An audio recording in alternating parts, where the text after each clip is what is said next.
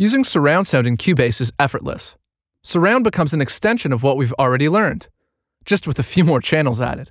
Let's set up our inputs and outputs so that we are surround ready. Let's set up our surround outputs. Go to the Devices menu and choose VST Connections. You can also use the key command F4. Let's choose the Output tab first. We want to start from scratch and remove anything that is currently there, just in case it's set up incorrectly. If you see anything below the bus name, right-click with the mouse and choose Remove Bus. Now press the Add Bus button and choose 5.1 for configuration and 1 for count. Select the outputs from the device port pull-down menu that correspond to the speakers that are hooked up to your audio card. Since 5.1 surround requires 6 speakers or 6 individual outputs, make sure you select 6 separate outputs under device port. Now let's press the Input tab and set up the inputs we are going to use for recording surround sound into Cubase. Do the same to the inputs as we did before with the outputs. Right-click and select Remove Bus. Now press the Add Bus button and choose 5.1 for configuration and 1 for count. Select the inputs from the device port pull-down menu that correspond to the inputs that are hooked up to your audio card. Having a 5.1 bus allows you to record surround as one multi-channel audio file on an audio track. Recording with a 5.1 channel keeps your audio files aligned and gives you some incredible advantages when mixing. You can use VST3 plugins in Cubase on a 5.1 channel configuration, or for that matter, any channel configuration, and the plugin will automatically adjust the number of channels. So a limiter becomes a surround limiter, a studio chorus becomes a surround studio chorus, and so on. You could, however, create separate mono buses for your 5.1 inputs. Let's show you how to record in surround using separate mono buses. Right-click on our 5.1 in bus and select Remove Bus. Now press the Add Bus button and choose Mono for configuration and 6 for count. This will add 6 separate mono buses that we will configure as a surround input setup. Select the inputs from the device port pull-down menu that correspond to the inputs that are hooked up to your audio card. Rename the inputs left, right, center, LFE, left surround, and right surround. That's it for the VST Connections window. You are now ready to set up your tracks. Now we need to set up the tracks in Cubase so that they'll be properly named, have the right inputs, and will output the audio correctly to our audio card. Create 6 mono audio tracks. Rename the tracks left, right, center, LFE, left surround, and right surround. Remember that naming your tracks before you record is the recommended way of recording. This allows your audio files to have proper names. We now need to give each track its proper input. Set the track name left to the left input by clicking on the Input Routing pull-down menu. Set the track right to the right input, and so on.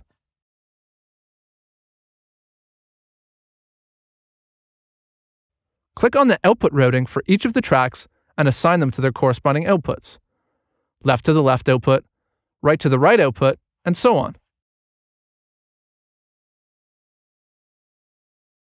Alternatively, you could have selected the 5.1 output for each of the tracks. In this case, you could have a surround panner for each track. Make sure you look up surround sound in the operation manual for more detailed information on the surround panner. We now have all the tracks' inputs and outputs set up. We are now ready to record in surround sound. This means we are going to record 6 channels at a time. These channels are routed to the 5.1 output we've set up in the VST Connections. We have 6 mono inputs as our inputs. Behind the scenes, we have 6 channels of audio, a surround sound mix, coming into our 6 mono inputs. Set each of the tracks' record enable and monitor buttons so that they are highlighted or turned on. Make sure cycle is turned off and not highlighted, and that you are starting recording at bar 1. Press the record button.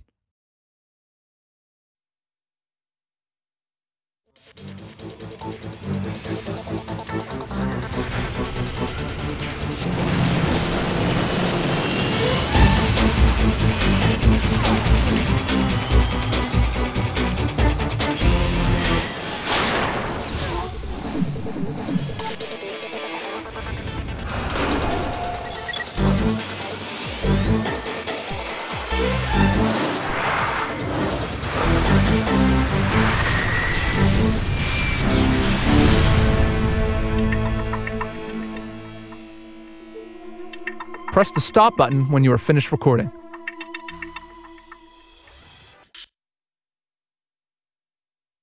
Turn off the record, enable, and monitor buttons on all the tracks so that we don't hear the inputs or record on the tracks anymore. Congratulations! You have just recorded a 5.1 mix in Cubase. Now let's learn how to export our surround file.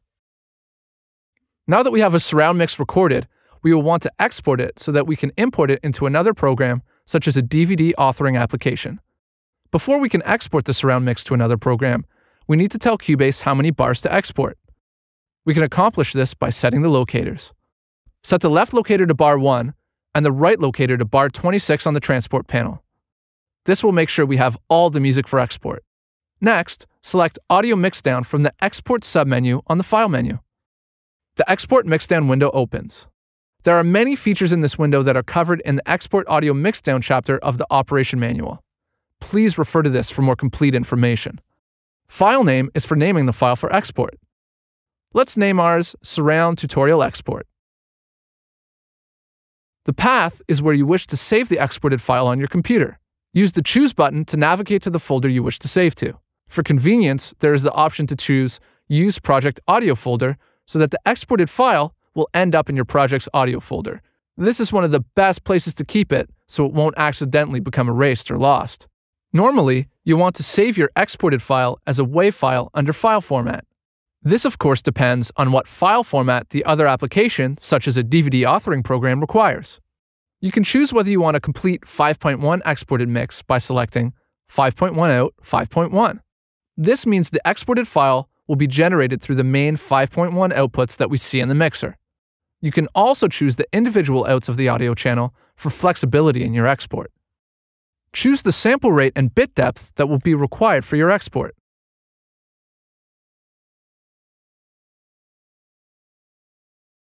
Select the bottom 3 left options, as these will import the audio back into Cubase after you export it and automatically create an audio track.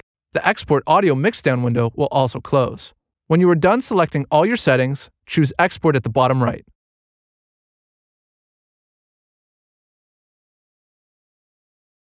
You will now see your newly exported surround mix on one audio track as a 5.1 multiple channel audio file.